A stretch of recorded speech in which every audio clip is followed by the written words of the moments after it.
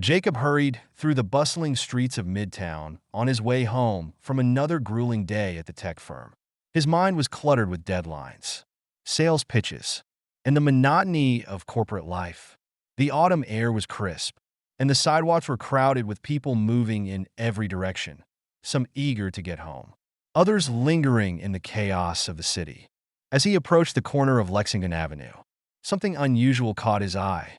A woman, dressed in mismatched clothes that looked like they had seen better days, sat quietly on the sidewalk.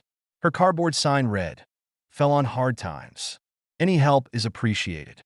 She wasn't shouting, pleading, or drawing attention to herself like others Jacob had seen in similar situations. Instead, she sat upright, her eyes scanning the street with an odd combination of resilience and vulnerability. She looked to be in her late 30s, her dark hair tied back in a loose braid. Something about her struck Jacob. Maybe it was her calm demeanor or the way she seemed out of place. But he found himself slowing his pace. For a moment, he debated walking by. What could he possibly do to help? But something in her gaze stopped him. Taking a deep breath, he crouched down beside her. "Hi," he began, unsure of what to say. "Are you okay?" The woman turned her head slowly, as if surprised by his question. Herr Braun Eichmetisch, guarded but intelligent. "I'm as okay as someone sitting on the street can be," she replied. Her voice was steady, articulate, and not at all what Jacob had expected. "I'm Jacob," he offered, extending his hand before realizing how odd the gesture might seem. To his surprise, she took it. "Kara," she replied. Her grip was firm, her hand cold. "What happened?" Jacob asked gently. "If you don't mind me asking." Kara hesitated, her gaze dropping to the sidewalk. "Life happened," she said finally. "I had a home, a job, a family. Then one thing led to another. And here I am." Her answer was vague, but Jacob sensed she wasn't ready to share more. He nodded, unsure of what to say next. "Do you have anywhere to go? A shelter?" Kara shook her head. "I've been to a few. They're complicated. It's not easy to get back on your feet when you're constantly reminded of how far you've fallen." Jacob hesitated. Part of him wanted to walk away, to drop a few dollars in her cup and move on. But another part of him, a part he didn't fully understand, wanted to do more. "Look," he said, "I know this might sound strange, but my company is hosting a gala next week. It's one of those fancy corporate parties, and they've been nagging us to bring a guest. Would you be interested in coming?" Kara blinked, clearly caught off guard. "You're inviting me to a corporate gala? You do realize I'm sitting on a sidewalk, right?" Jacob chuckled nervously. "You know, it is unusual, but you seem like you don't belong here. Maybe it could be an opportunity for a fresh start. Meet some people, make some connections." Kara tilted her head, studying him. "And what's in it for you?" "Honestly, I hate going to these things alone," Jacob admitted. "And you seem interesting." For a long moment, Kara said nothing. Then, to Jacob's surprise, she smiled a small, cautious smile. "All right," she said, "but I'll need something decent to wear." Jacob grinned. "I think we can manage that. Over the next few days." Jacob helped Kara prepare for the gala. They visited a secondhand boutique, where Kara tried on several dresses before settling on a simple navy gown that fit her perfectly. At a small salon downtown, Jacob treated her to a haircut, and the stylist worked wonders, trimming her hair into a sleek, professional look. Kara's transformation was remarkable. The worn, guarded woman Jacob had met on the street began to reveal glimpses of someone else, a woman with grace, intelligence, and an undeniable presence. As they walked back to Jacob's apartment, where Kara was staying temporarily, he couldn't help but ask, "So, what did you do before all this?" Kara hesitated, her expression unreadable. "I worked in finance," she said finally. "High stress, long hours. It took everything I had, and when I lost the job, I lost everything else." Jacob nodded, sensing there was more to the story, but deciding not to press. The night of the gala arrived, and Jacob felt a mix of excitement and nerves. Kara looked stunning in her navy dress, her confidence growing with every passing hour. As they entered the grand ballroom, heads turned. Jacob could hear whispers among his colleagues. wondering who this mysterious woman was. Kara handled the attention with poise, introducing herself as Jacob's guest and engaging in conversations with an ease that left him impressed. She spoke knowledgeably about finance, technology, and current events, charming everyone she met. At one point, Jacob's boss, a no-nonsense executive named Rachel, pulled him aside. "Who is she?" Rachel asked, her tone curious rather than accusatory. "A friend," Jacob replied simply.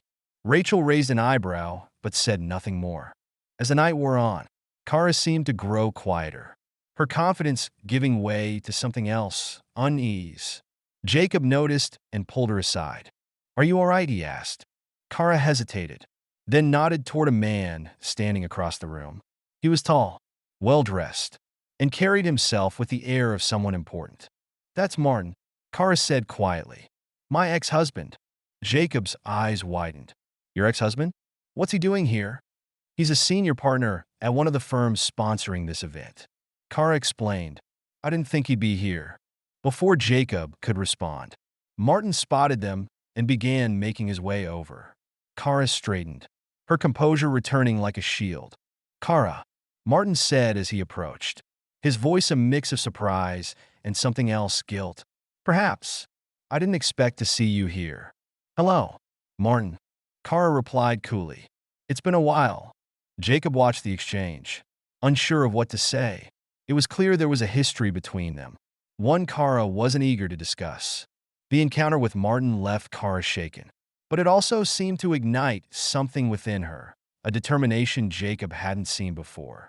Over the following days, she began opening up about her past. She talked about her career in finance, the pressures she'd faced, and how losing her job had set off a chain of events that led to her current situation. With Jacob's encouragement, Kara began applying for jobs again, using the connections she'd made at the gala to secure interviews. It wasn't easy, but Kara's resilience shone through. A month later, Kara landed a position at a nonprofit organization that helped people facing financial hardship. The irony wasn't lost on her, but she embraced the role with enthusiasm, determined to use her experiences to help others. As for Jacob, the experience changed him too. He began volunteering at a local shelter, inspired by Kara's journey and the strength she had shown. A year later, Jacob and Kara stood outside the nonprofit's new community center, which had just opened its doors. Kara was now the director, and the center was already making a difference in the lives of countless people. "You know," Jacob said, smiling at Kara, "meeting you was the best thing that ever happened to me." Kara laughed. "I could say the same." Their journey had been unexpected, challenging, and transformative, but in the end, it had led them both to a place of purpose and hope, a reminder that even the smallest act of kindness can change lives in ways no one could ever predict. As weeks turned into months, Kara's influence at the nonprofit began to ripple outward. The organization, once struggling to maintain its funding, had transformed under her leadership, drawing on her experience in finance and the connections she had made during her brief time at the gala. Kara established innovative programs to help those in need. Her efforts not only provided immediate relief, but also equipped individuals with tools to rebuild their lives. One such program was a financial literacy workshop, teaching skills like budgeting, saving, and even preparing for home ownership. Kara had poured her heart into this initiative, remembering how a lack of preparation had left her vulnerable to the challenges she'd faced. Meanwhile, Jacob found himself becoming more involved in the nonprofit. What started as a volunteer role quickly grew into something more. He organized fundraisers, handled the nonprofit's marketing, and eventually became a board member. Working alongside Kara brought him a sense of fulfillment he had never experienced in his corporate job. One morning, as Kara was reviewing applications for the workshop, she came across a familiar name. Her breath caught in her throat as she stared at the form. Martin Weston, her ex-husband. "Jacob," she called, her voice tinged with disbelief. Jacob, who had been unpacking supplies in the next room, rushed to her side. "What is it?" he asked, concern flashing across his face. Kara handed him the form, her hands trembling slightly. Martin applied for the workshop. Jacob read the application, his brow furrowing. What do you want to do? Kara stared at the paper, memories of their past flashing through her mind. She thought of the betrayal, the arguments, and the years she had spent rebuilding herself after their marriage fell apart. But she also thought of the mission of the nonprofit and the values she wanted to uphold. I'll approve it, she said finally. Everyone deserves a second chance. Jacob placed a reassuring hand on her shoulder. You're incredible. You know that. Kara managed a small smile. I just hope I don't regret it. When Martin walked into the workshop a week later, he looked like a shadow of the man Kara remembered. His once confident stride was slower, his tailored suits replaced by a simple button-down and jeans. He hesitated when he saw Kara at the front of the room, his eyes widening in recognition. Kara, he said, his voice filled with a mixture of surprise and uncertainty. Welcome, Martin, Kara replied, keeping her tone professional. Please take a seat. We're about to begin. As the workshop progressed, Kara found herself observing Martin closely. He asked thoughtful questions and actively participated in the discussions. It was clear that he was genuinely trying to learn, though she couldn't help but wonder what had brought him to this point. At the end of the session, as the other participants filed out, Martin lingered. Finally, he approached Kara, his hands in his pockets. I didn't know you were running this, he said, his voice quiet. If I had, I'm not sure I would have signed up. Kara folded her arms, studying him. Why are you here, Martin? He sighed, running a hand through his hair. After the divorce, things fell apart.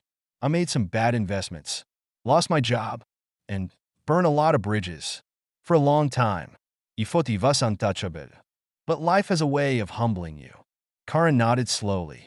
It does. I just want you to know, Martin continued, that I'm sorry for everything. For a moment, Kara didn't respond. Then she said, this program isn't about the past.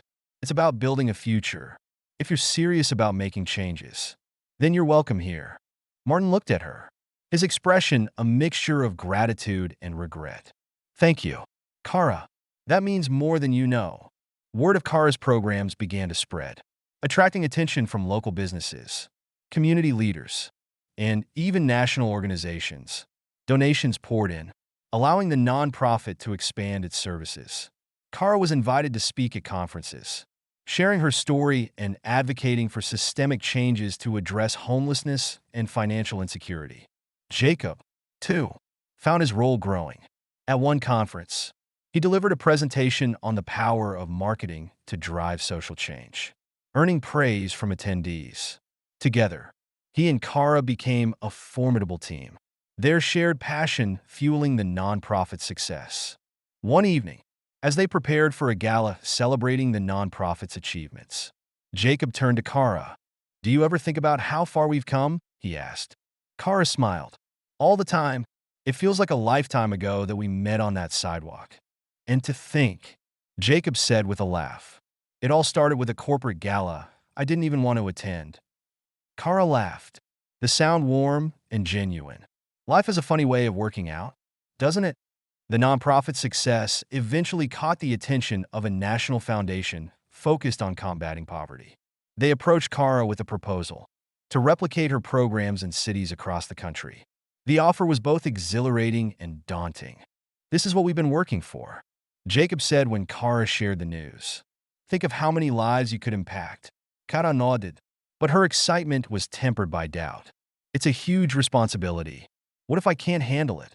Jacob took her hand, his expression serious. Kara, you've already proven you can handle more than most people ever could. If anyone can do this, it's you. After weeks of deliberation, Kara accepted the foundation's offer. She and Jacob spent the next year traveling to cities across the country, meeting with local leaders and helping to launch new programs. The work was exhausting, but it was also deeply fulfilling. 5 years after that fateful encounter on the sidewalk, Kara and Jacob stood together at the opening of the nonprofit's national headquarters. The event was attended by hundreds of people, including former program participants who had gone on to transform their own lives. As Kara took the stage to deliver her speech, she looked out at the crowd, her heart swelling with gratitude. 5 years ago, she began, I was sitting on a sidewalk, believing I had nothing left to give. Then a stranger stopped and offered me something I hadn't had in a long time: hope. That moment changed my life, and it showed me the power of compassion and second chances. She paused, her eyes meeting Jacob's in the crowd. What started as one small act of kindness has grown into something I never could have imagined. And it's all because we chose to believe in each other, to believe in the possibility of change. The crowd erupted into applause as Kara stepped back from the podium. Jacob joined her, wrapping an arm around her shoulders. "You did it," he said, his voice filled with pride. "We did it," Kara did, smiling up at him. As they looked out at the crowd, at the faces of people whose lives had been transformed, they knew their journey was far from over. The work would continue, the ripples of their efforts spreading further than they could ever have imagined. And it had all started with a simple act of kindness on a busy city street. The months following the opening of the nonprofit's national headquarters brought a whirlwind of growth and challenges. Kara, now serving as the CEO of the rapidly expanding organization, aptly renamed Second Chances Initiative, found herself busier than ever. The initiative had offices in 10 cities, each offering tailored programs to meet the needs of their unique communities. Job training, housing support, mental health services. Second Chances had become a beacon of hope for thousands. Jacob, meanwhile, had stepped into the role of director of communications for the organization. His work focused on telling the stories of the people they served, stories of perseverance, transformation, and hope. These narratives not only inspired donors, but also reminded him why he and Kara had committed their lives to this work. One story, in particular, stood out.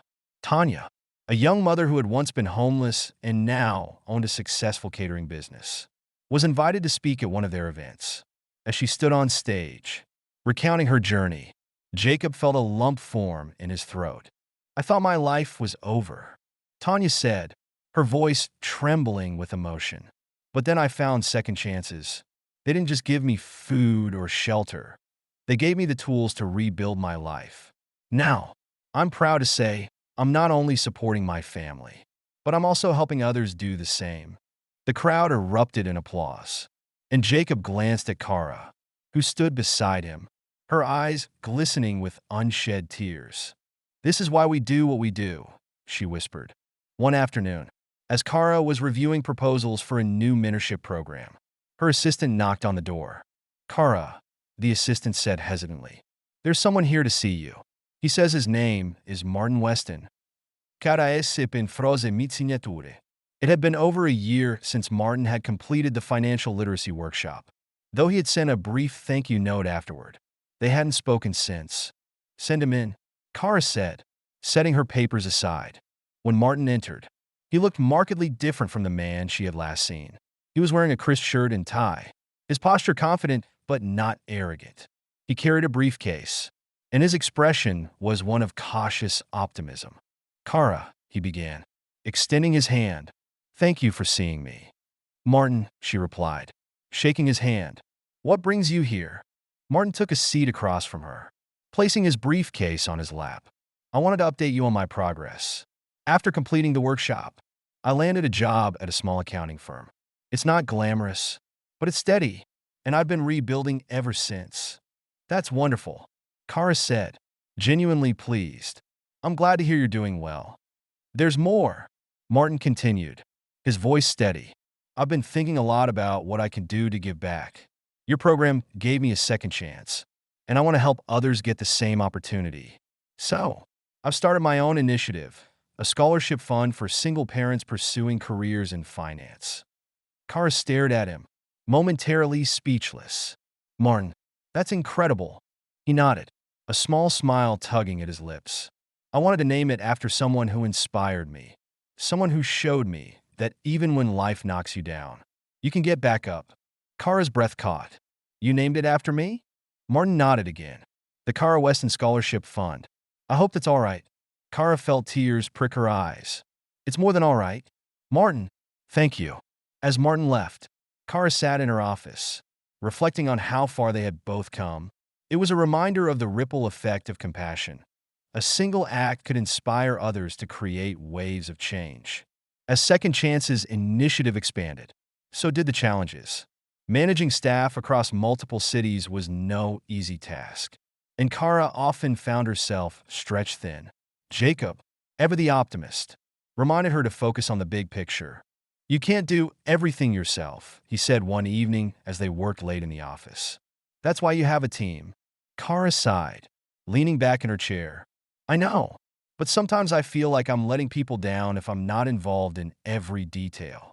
Jacob reached across the desk, taking her hand. Kara, you've built something incredible here. Trust the people you've trained. They believe in this mission as much as you do. His words resonated, and Kara began delegating more responsibilities to her team. It wasn't easy, but it allowed her to focus on the organization's long-term goals. Exactly 5 years after Jacob first invited Kara to a corporate gala, they found themselves preparing for another one, this time hosted by Second Chance's initiative. The event, held in a grand ballroom, was a celebration of the organization's achievements and the people who had made them possible. Kara stood by the entrance, greeting guests as they arrived. Many were former program participants, now thriving in their personal and professional lives. Among them was Tanya, who had donated her catering services for the event. You've come a long way, Tanya said, hugging Kara. I can't thank you enough for everything you've done. Kara smiled. You're the one who did the hard work. Tanya, we just gave you the tools. As the evening progressed, Jacob took the stage to deliver a speech. His voice was steady as he recounted the journey that had brought them to this point. 5 years ago, I met a woman on the street, he began. She was at her lowest point, but she had a strength and resilience that inspired me. That chance encounter changed my life and hers. Together, we started something that has now grown into a national movement. He gestured toward Kara, who stood at the side of the stage, her heart full. Kara is proof that second chances aren't just about survival. They're about thriving. And tonight, we celebrate the countless lives that have been transformed because of her vision. The crowd erupted into applause as Kara joined Jacob on stage. Together, they thanked the donors, staff, and participants who had made the initiative's success possible. Years later, Kara and Jacob's work with Second Chance's initiative continued to flourish. The organization had reached hundreds of thousands of people, providing not just assistance but empowerment. Kara's story became a symbol of hope, featured in books, documentaries, and speeches around the world. One sunny afternoon, as Kara and Jacob walked through a park in the city where it had all begun, they spotted a young woman sitting on a bench, holding a cardboard sign. Without hesitation, they approached her. Hi, Kara said, crouching down to meet the woman's gaze. I'm Kara. Is there anything we can do to help? The woman looked up, her eyes filling with tears.